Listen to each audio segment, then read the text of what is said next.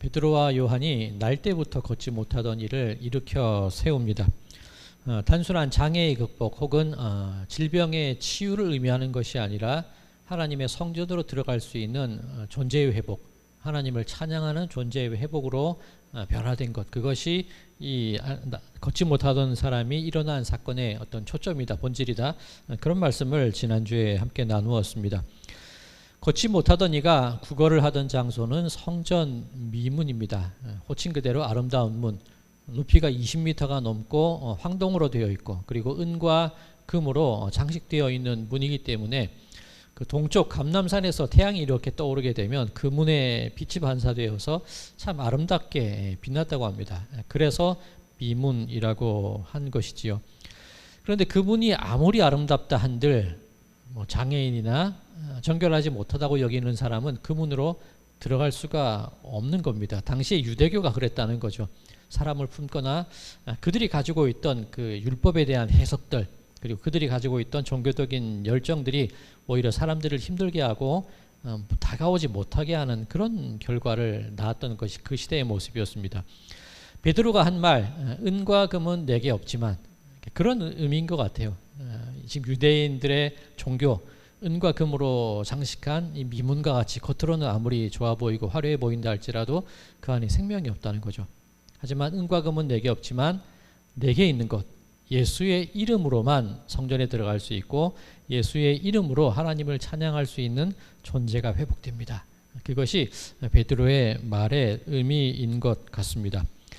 자, 이어서 이 오늘 본문 말씀은 베드로의 두 번째 설교의 내용입니다. 그런데 오늘 본문을 가만히 읽다 보면 이 베드로의 이 두 번째 설교는 의도하거나 원래 목적으로 준비한 설교는 아니었던 것 같습니다. 11절과 12절입니다. 나은 사람이 베드로와 요한을 붙잡으니 모든 백성이 크게 놀라며 달려나아가 솔로몬의 행각이라 불리우는 행각에 모이거늘. 베드로가 이것을 보고 백성에게 말하되 이스라엘 사람들아, 이 일을 왜 놀랍게 여기느냐. 우리 개인의 능력이 아닙니다. 그런 얘기를 하고 있습니다. 자, 베드로와 요한 원래 제9시에 오후 3시 기도하는 시간에 성전으로 들어가고 있었는데 그때 걷지 못하던 사람을 만났죠. 그리고 그를 이렇게 세우게 됩니다. 그 이후에 이 베드로와 요한의 행적이 어떠냐면 그대로 성전으로 기도하러 그냥 들어갔다는 겁니다. 그런데 이 나음 받은 사람이 베드로와 요한을 붙잡았다.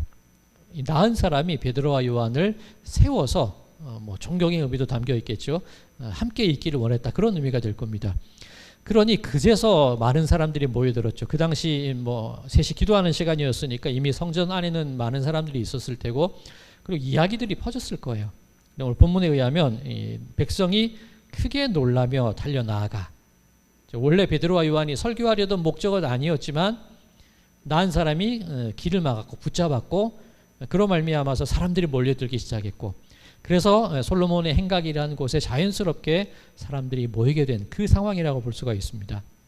이 행각이라는 것, 이 스토아입니다. 스토아 철학이란 말 들어보셨죠? 이 지붕과 기둥으로 된 구조물, 그 안에서 의견을 나누는, 가르치는 것이 스토아 철학인데, 우리 경복궁 가보시면 근정전, 왕이 집무하는 공간 앞에 넓은 마당이 있죠. 그리고 그 양옆으로 가보신 분들 기억나시죠? 이렇게 기둥이 서 있고 그 위로 이렇게 지붕이 있고 안쪽으로는 벽이 없는 그런 구조물들이 있었잖아요. 그게 행각이라고 보시면 됩니다. 거기서 사람들과 자연스럽게 만나서 베드로가 그곳에서 두 번째 설교를 하게 된 거죠. 그런데 앞서 말씀드린 것처럼 의도한 설교는 아니었는데 그 결과가 매우 놀랍습니다. 남자의 숫자만 대략 5,000명이나 되는 사람이 그 말씀을 듣고 예수님을 믿게 되었다고 증거하고 있습니다. 자, 그런데 어떻게 이런 일이 가능하냐는 거죠. 의도해서 미리 설교문을 작성해서 설교한 것도 아니고, 이 설교라는 것이 이 설교문 작성하는 것도 힘들고 설교문 없이 설교하는 것도 쉽지는 않아요. 근데 베드로가 어부가 작성된 설교문도 아니고 그냥 의도되지 않은 설교를 했는데 어떻게 해서 남자의 수만 대략 5,000명이 변화를 받을 수 있냐는 겁니다. 왜 이런 일이 일어날 수가 있느냐는 거죠. 예수님께서 하신 말씀이 있죠. 오직 성령이 너희에게 임하시면 너희가 권능을 받고 그렇다면 이 베드로의 의도치 않은 설교의 결과가 이렇게 놀라울 수 있었던 까닭은 성령의 권능이라고 설명할 수 있을 겁니다. 예루살렘과 유대와 사마리아와 땅끝까지 이제 시작점이 된 거죠. 이 예루살렘에서 성령의 권능이 이제 막 충만하게 드러나기 시작하는 그런 장면이라고 할 수가 있습니다. 자, 그렇다면 오늘 이 본문 말씀을 통해서 성령의 권능이라는 것이 과연 무엇일까? 이 사도행전 3장에 나타난 성령의 권능은 어떤 것일까? 그것을 한번 살펴볼 터인데, 예전에는 성령의 권능하면 무언가 신비롭고 초자연적인 그런 현상, 그것을 성령의 권능이라고 많이 생각했던 그런 때가 있었습니다. 예를 들면 목사님께서 부흥회 하시다가 막 장풍 쏘시고 막 성도님들은 뒤로 나가고 막 그런 일도 있었죠. 그런 신비한 현상들을 권능이라고 생각했는데 꼭 그런 것만은 아닌 것 같습니다. 이 사도행전 3장 오늘 본문에 있는 말씀을 통해서 과연 성령의 권능은 어떤 것이고 제자들에게 어떻게 드러났는가, 그것을 한번 살펴볼 터인데, 쉽게 설명하자면 예전에 제자들은 하지 않았던 행동이나 제자들에게서 발견되지 않았던 모습이 지금 나타난다면 그 제자가 변화되는 과정의 이유를 성령의 권능이라고 설명할 수 있을 겁니다. 그렇죠? 예전에는 안 그랬는데 지금 그렇다면 성령을 받아서 제자들이 그렇게 되었다고 설명을 할 수가 있게 되는 겁니다. 자, 첫 번째, 우리 지난주 복습이기도 한데, 지난주 말씀 가운데 이 보다는 단어가 계속 반복된다고 말씀드렸습니다. 이 구걸하던 사람이 무엇을 얻을까요? 베드로와 요한을 보고 베드로와 요한도 우리를 보라 그러고, 다시 그 사람이 얻을 것이 있나 보고 주변에 있던 많은 사람들이 그 장면을 보고, 본다는 단어가 계속 반복되었는데, 그 본다는 단어 중에 가장 결정적인 본다는 단어가 무엇이라고 했었는지 기억나시죠? 주목하여 보거늘. 그 자리에 놓여있는 그 구걸하는 사람은 풍경이었습니다. 병풍이었어요. 지난주 표현에 의하면 병풍이었습니다. 사람으로 보여지는 게 아니라 언제나 그 자리에 놓여있는 그냥 그 한 물건과 같은, 사물과 같은, 내가 동전 하나를 던져주고 내 자비심을 확인하는 그런 대상에 불과하지 않았습니다. 그 사람을 그냥 앉아있는 그 돈 바구니 같이 보이는 그 사람을 비로소 사람으로 주목하여 보게 된 사건이 바로 성령의 권능이라는 거죠. 예전에 제자들 같은 경우는 아이들이 다가오면 못 오게 했고, 12의 혈루증 앓은 여인이 예수님을 만졌어도 아니 사람이 이렇게 많은데 누가 만졌습니까? 알 수 있습니까? 그렇게 대답했던 사람이 제자들인데, 이젠 그렇지 않다는 거죠. 예전에는 사람들을 무시하거나 무심코 바라보거나 주목하지 않았던 이들이 비로소 사람을 주목하고 그 사람 속에 있는 하나님의 형상을 회복시키기 위한 관심 어린 눈으로 바라보는 것, 예전엔 안 그랬는데 지금은 그렇게 된 것, 이 성령을 받고 나서 난 이후의 일이라는 거죠. 그렇다면 우리들 역시 다른 사람을 어떤 사물로, 병풍으로, 물건으로 보지 않기 위해서는 우리 마음 가운데 성령의 움직이심, 성령의 만져주심을 통하여서 서로가 서로를 주목할 수 있는 그런 눈이 필요하다. 지난주의 내용 중에 하나였습니다. 자, 첫 번째 제자들의 변화된 모습이 그거고요. 자, 두 번째, 제자들 같은 경우에 지금 베드로와 요한이 성전 안으로 들어가고자 할 때 나은 자가 그 앞을 막았죠. 붙잡았죠. 사람들이 모여들었죠. 그때 베드로가 한 말이, 이게 뭐 특별한 일이라고 그러십니까? 우리가 한 게 아닌데 왜 우리한테 주목하십니까? 그 이야기를 합니다. 즉 예전과 지금 제자들이 달라진 모습이 무엇이냐면, 내가 기적을 일으켰어? 내가 이 사건의 중심이야? 내가 사람들의 주목을 받아야 돼? 이전에는 그런 모습으로 살았는데 지금은 내가 중심이 아니라는 겁니다. 즉 어떤 기적이나 변화나 대단한 일의 근원이 어디에서부터 나오느냐, 예전 같으면 나에게서 그 모든 것이 나왔습니다라고 주장할 터인데 지금은 아니라는 거죠. 은혜와 능력의 근원은 내 밖에 있다는 거죠. 내가 경험한 거라는 겁니다. 예전에 제자들의 모습이 어땠습니까? 누가 제자들 중에 가장 우두머리인가, 그것 가지고 길에서 싸우던 게 제자들이에요. 그리고 야고보와 요한이 예수님께 청탁을 하죠. 주님의 나라가 회복되면 하나는 우편에 하나는 좌편에 좀 앉아주십시오. 영의정 좌의정 자리를 좀 주십시오 했을 때 시기하고 질투했던 게 제자들입니다. 내가 돋보여야 되고, 내가 그 자리에 있어야 되고, 내가 주목받아야 되고, 내가 모든 것에 주도권을 쥔 그 마음이어야 직성이 풀리던 제자들이 변화된 거죠. 이게 내가 아닙니다. 내가 주인공이 아닙니다. 하나님이 주인공이시고 나는 받은 바 은혜로, 받은 바 성령의 능력으로 이러한 일을 했을 뿐입니다. 나에게는 은혜와 사랑과 그 어떤 것의 근원도 나에게는 없습니다 라는 그 겸손의 고백을 할 수 있는 것, 이게 성령의 능력이라는 겁니다. 그렇다면 우리들에게서도 내가 주도권을 잡고 내가 드러나야 되고 내가 해야 직성이 풀리는 그 마음이 있다면 성령의 어루만지심으로 내가 아닙니다, 하나님이 하시는 겁니다, 그런 겸손의 고백을 할 수 있는 존재가 되어야지만 우리 가운데 어떤 성령의 능력을 증거하며 살아간다, 그런 말을 할 수 있을 겁니다. 자, 두 번째 성령의 능력, 내가 아니야, 하나님의 은혜로부터 나온 것입니다. 내가 주인공이 아닙니다, 하나님이 하신 일입니다. 그 겸손의 고백을 할 수 있는 그 자세, 이것이 두 번째 성령의 능력이라는 겁니다.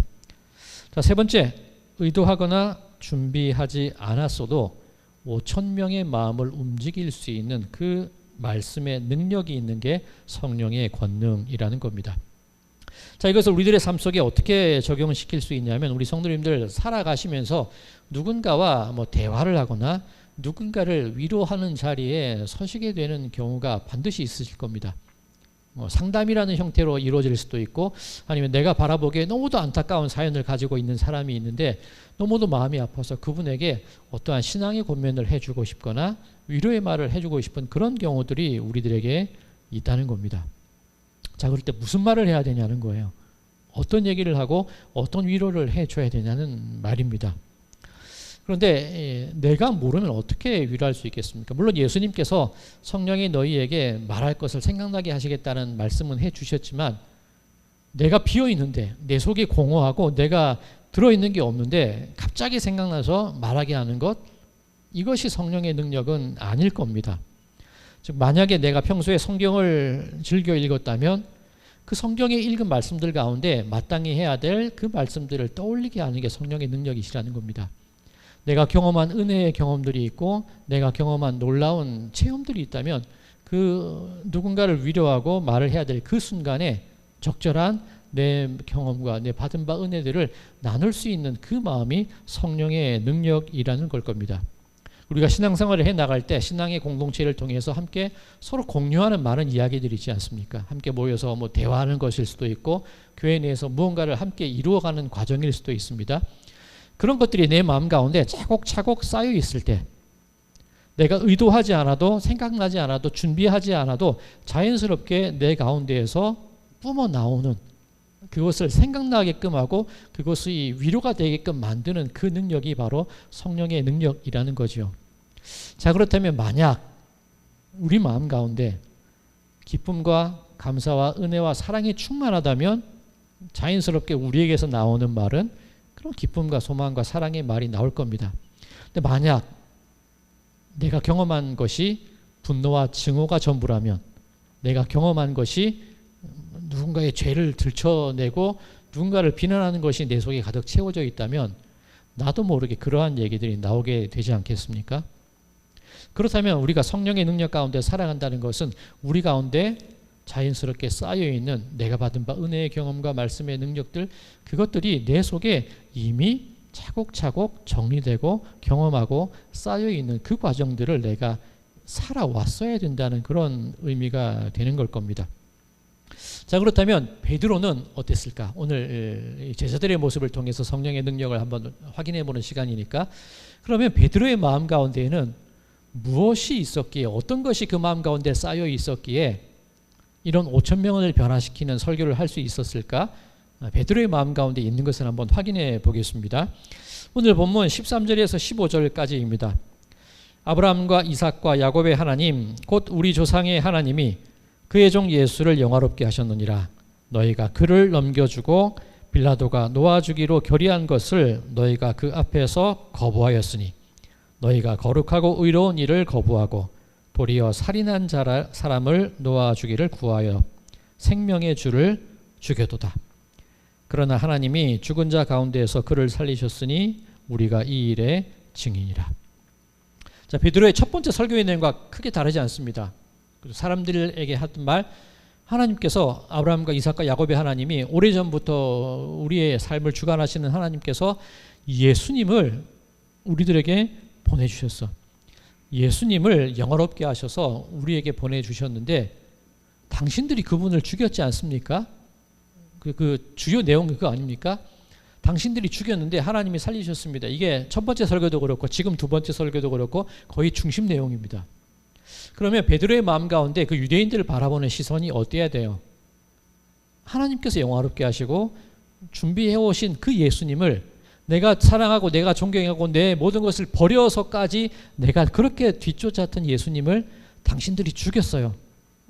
그 말을 하고 있는데 어떠시겠습니까? 내가 정말 심혈을 기울여 내가 정말 사랑하는 사람을 해코지하고 해하는 사람이 있다면 그 사람 밉지 않겠습니까? 그 사람을 당신들이 죽였잖아. 저주받아야 마땅해. 이야기의 흐름대로라면 그런 말이 나와야 되지 않을까요? 오래전부터 준비하고 영원롭게 하신 분을 당신들이 죽였어. 하나님이 살리시긴 했는데 당신들 그러면 안 돼. 벌받아. 지옥 갈 거야. 흐름상 보면 그래야 되는데 베드로는 그 얘기를 하고 있지 않아요. 베드로가 무슨 말을 했냐? 17절 형제들아 너희가 알지 못하여서 그리하였으며 너희 관리들도 그리한 줄 아노라. 너 죄인이야? 너희들이 죽였지? 유죄야? 그 말을 한 게 아니라 여러분들 모르고 그러셨죠? 괜찮습니다. 그 얘기를 해요. 다시 정리하면 이 얘기의 흐름상 여러분들이 죽였어요. 그런데 하나님이 살리셨습니다. 그럼 어떤 그죠 징벌, 징계 그런 하나님을 믿어야 되는 그런 강력한 메시지가 선포될 줄 알았는데 여러분 모르고 그러셨잖아요. 괜찮아요. 그 얘기를 합니다. 그럼 그 얘기가 누가 한 얘기예요? 그 똑같은 말 하신 분 계시지 않습니까? 십자가에 달리신 예수님께서 아버지여 저들을 사하여 주시옵소서. 저들이 하는 짓을 알지 못합니다. 예수님이 하신 얘기를 베드로가 그대로 하고 있는 거예요.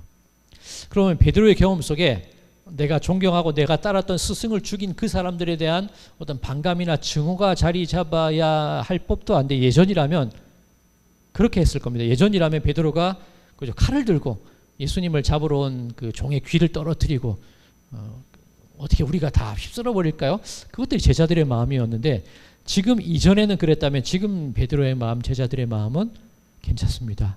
여러분들이 모르고 그런 일을 저지른 것 다 압니다. 그럼 베드로의 마음 가운데 쌓여 있는 게 무슨 마음이라는 겁니까? 예수님의 마음이 베드로의 마음 가운데 차곡차곡 쌓여 있다는 겁니다. 즉 증오와 미움과 다툼과 내가 했어 내 주장이 아니라 어느새 베드로에게는 성령의 권능을 통하여서 예수님의 마음, 예수님의 이해하심, 누구의 탓으로 돌리는 게 아니라 네 탓이야, 네 죄야 그 말이 아니라 모르고 그러셨잖아요. 괜찮아요. 그래서 하나님께서 살려주신 겁니다. 그 마음이 베드로 속에 들어있다는 겁니다. 이게 성령의 능력이라는 거예요. 예수님의 마음을 그 마음 가운데 채워주시는 그 능력이 예수님의 능력이라는 겁니다. 그렇다면 우리 성도님들의 마음 가운데는 무엇이 쌓여 계십니까?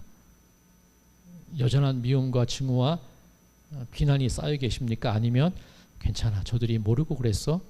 그 예수님의 마음이 여러분의 마음 가운데 쌓여 있으신지 한번 마음속 깊은 곳을 들여다보시기 바랍니다. 자, 또 한 군데 있습니다. 베드로가 그 앞에 있는 사람들을 향하여서 어떤 마음을 품었는지 또 한 군데 찾아볼 수 있는 부분이 있는데 처음에 그 나은 사람이 베드로가 하는 길을 막았죠. 붙잡았죠. 사람들이 모여들었습니다. 그때 베드로가 한 말 12절 베드로가 이것을 보고 백성에게 말하되 이스라엘 사람들아. 베드로의 호칭이 어떻습니까? 앞에 서 있는 사람을 향하여서 이스라엘 사람들아 그렇게 호칭을 합니다. 그런데 지금 이 베드로의 마음, 예수님의 마음이 쌓여있는 상태 17절에 무엇이라고 호칭하고 있냐면 형제들아 너희가 알지 못하여서 그리하였으며 호칭의 변화가 있는 겁니다. 이스라엘 사람들아, 유대인들아 어떤 공식적인 명칭에서부터 형제들로 그 이름을 부르는 것이 바뀌어 있는 걸 볼 수 있습니다. 그게 베드로의 마음이라는 거죠. 내 앞에 있는 사람들을 바라볼 때 형제로 보인다는 거예요. 내 앞에 있는 사람들이 예수를 죽인 그 죄인들이 아니라 내가 함께 품고 함께 살아가야 될 형제로 보인다는 겁니다. 자, 그런데 이런 호칭의 변화가 우리 앞서 살펴본 사도행전 2장 베드로의 첫 번째 설교에도 이런 호칭의 변화가 있었습니다. 제자들과 성령을 받은 사람들이 방언으로 얘기할 때 유대인들의 반응, 저들이 술에 취해서 그런 조롱의 반응도 있었고 믿지 못하는 반응이 있었죠. 그런데 베드로가 설교한 이후에 그 유대인들의 마음 반응이 어땠느냐. 사도행전 2장 37절입니다. 그들이 이 말을 듣고 마음에 찔려 베드로와 다른 사도들에게 물어 이르되 형제들아 우리가 어찌할꼬. 베드로의 마음이 형제들로 표현되고 있고 그 베드로의 설교에 찔림받은 사람의 마음들 역시 베드로와 사도들을 형제들로 부르고 있는 것. 첫 번째 베드로의 설교와 두 번째 설교에서 공통되게 나타나는 증상이죠. 서로가 서로를 형제로 바라보고 있는 그 일이 일어나고 있다는 겁니다. 자, 우리 찬송가 나 이제 주님의 새 생명 얻은 몸, 나 이제 주님의 새 생명 얻은 몸, 그 찬송가 아시죠? 그 부분에 죄인도 원수도 친구로 변한다. 그 상태라는 거예요. 죄인도 원수도 성령이 우리 마음 가운데 함께 하실 때 그 사람을 형제들아, 친구, 나의 벗이여 라고 부를 수 있는 그 상태로 변화되는 것. 이게 성령의 권능이라는 겁니다. 자, 잠깐 정리해 볼까요? 오늘 본문에 나타난 크게 세 가지. 첫 번째, 주목하여 보는 것. 대상이나 사물이 아니라 무관심한 상태가 아니라 하나님의 형상을 회복시켜야 될 존재로 바라보는 것. 두 번째, 내가 아닙니다. 내가 한 게 아닙니다. 내가 주목받는 게 아니라 하나님이 하시고 성령님이 하신 겁니다. 나를 움직이는 힘의 근원이 나에게 있는 게 아니라 은혜로부터 나왔다는 것. 두 번째, 성령의 권능으로 변화되는 것. 세 번째 모습, 죄인도 원수도 친구로 변하고 형제로 부를 수 있고. 여러분들이 모르고 그러셨잖아요. 죄인이야, 너희들 잘못이야, 그 마음이 아니라 괜찮습니다. 그래서 하나님께서 예수님을 살리셨고 그래서 하나님도 용서하시니까 여러분도 나의 형제입니다. 이런 마음의 상태를 간직하는 것. 이전과 달라진 제자들의 모습, 그리고 이것이 성령 권능 받은 이후의 모습, 그리고 우리에게서 드러나야 할 모습이라는 것. 오늘 본문을 통해서 우리는 그 사실을 알 수가 있습니다. 자, 그런데 이 마지막으로 한 가지 더 살펴볼 부분이 있는데, 이렇게 변화된 상태, 이것을 정말 잘 표현한 구절이 하나 있습니다. 그죠? 성령을 받아서 변화되었거나 아니면 회개를 통해서 변화된 상태, 너무나 정말 적절한 표현이 있는데 19절 말씀 제가 읽겠습니다. 그러므로 너희가 회개하고 돌이켜 너희 죄 없이 함을 받으라. 이같이 하면 새롭게 되는 날이 주 앞으로부터 이를 것이요. 제가 여러 번 강조드립니다. 회개라는 것이 내가 저지른 죄를 낱낱이 고백하고 아뢰는 것, 그것도 회개의 한 모습일 수 있겠지만 성경이 말하는 근원적인 회개의 모습은 삶을 돌이키는 것이라고 말씀드렸죠. 즉 오늘 본문에 나온 게 죄인도 원수도 친구로 변하고 예수를 죽인 자들을 괜찮다고 말해주고 주목하여 바라보는 그 변화가 바로 회개라는 겁니다. 그 베드로에게서 나타난 성령의 증거로 말미암아 변화된 그 삶의 모습들을 유대인들에게도 요청하고 있는 겁니다. 그런데 지금 읽은 19절, 3장 19절 보면 회개하고 돌이켜서 죄 없이 함을 받으면 어떤 존재가 되느냐? 새롭게 되는 날이 주 앞으로부터 이를 것이요. 자, 이 새롭게 되는 날이라고 되어 있는데 이 표현이 너무나 좋아요. 이 새롭게 되는 날. 이 개역 개정에서 좀 특별하게 번역이 된 건데 새벽역이나 공동 번역을 보면 그냥 씻으라, 죄를 씻으라 그런 식으로 번역이 되어 있긴 합니다만 이 개역 개정이 좀 의역이라고 할 수 있는데 정말 새롭게 되는 날 잘 했어요. 이 엑사라이포라는 헬라어인데 제거하다, 지우다 그 말입니다. 새 번역 공동 번역에는 죄를 씻으라, 죄를 지우라, 죄를 제거하라 그렇게 되어 있는데, 자, 이것이 이 단어가 조금 특별해요. 신약성경에도 5번인가 계시록에 3번, 사도행전에 1번, 골로새서인가 거기서 1번 이렇게 많이 쓰여진 단어는 아닙니다. 그런데 이 엑사라이포라는 단어가 구약성경 특별히 출애굽기에서 이 septuagint 그 70역으로 번역될 때 그 의미가 살려져서 번역된 이야기가 하나 있어요. 정말 기막힌 이야기인데 출애굽기 말씀을 보면 그 애굽에 10가지 재앙이 내려지지 않습니까? 그런데 두 번째 재앙이 내려질 때 개구리 재앙이에요. 모세가 아론에게 얘기해서 나일강과 모든 그 수로로부터 개구리들이 올라오게 만듭니다. 그럼 얼마나 사람들의 삶이 힘들겠습니까? 이 개구리라는 게 헤케트라고 해서 그 당시 애굽인들이 섬기던 신이거든요. 풍요와 이 다산의 신인데 저들이 섬기던 신으로 저들을 싫어하게 만드는 그런 일을 하는 겁니다. 제가 어릴 때 만화 성경책을 자주 봤는데 거기에 어떻게 표현이 되어 있냐면 사람들이 잠을 자려고 이렇게 침상에 이불을 거두면 거기 막 개구리들이 들어가 있어요. 그리고 떡 반죽 그릇에 개구리들이 막 뛰어 들어오는 그런 모습이 만화 성경에 그려 있었던 기억이 납니다. 그런 거예요. 내 삶에 침상 어찌 앉는 자리가 되었건 음식이 되었건 모두가 개구리 천지인 거예요. 얼마나 싫습니까? 얼마나 끔찍하고 번거롭습니까? 내가 섬기던 신의 모습이 나를 괴롭히는 모습으로 바뀌어지니까 너무나 싫은 거예요. 그때 바로가 모세와 아론에게 이야기하기를 이거 좀 치워버리라는 겁니다. 모세가 언제까지 치울까요 하니까 내일까지 없애버려. 바로가 그 얘기를 합니다. 자, 그 다음날 개구리들이 그 집과 가정과 밭으로부터 모두 나왔다, 그렇게 성경에 증언하고 있는데 한 곳에 모았대요. 사람들이. 개구리들이 자연스럽게 사라진 것이 아니라 사람들이 한 곳에 모아서 이렇게 수북이 쌓아뒀는데 이집트의 그 뜨거운 날씨에서 개구리들, 그 수많은 개구리들 쌓아두면 어떻겠습니까? 냄새가 아주 막 끔찍할 거예요. 자, 근데 그 악취나던 게 정리되고 이제 그 부분을 제가 출애굽기 8장 14절인데 그 바로가 숨 돌릴 수 있게 됨을 보고 그 마음이 강팍해져서 그렇게 되어 있습니다.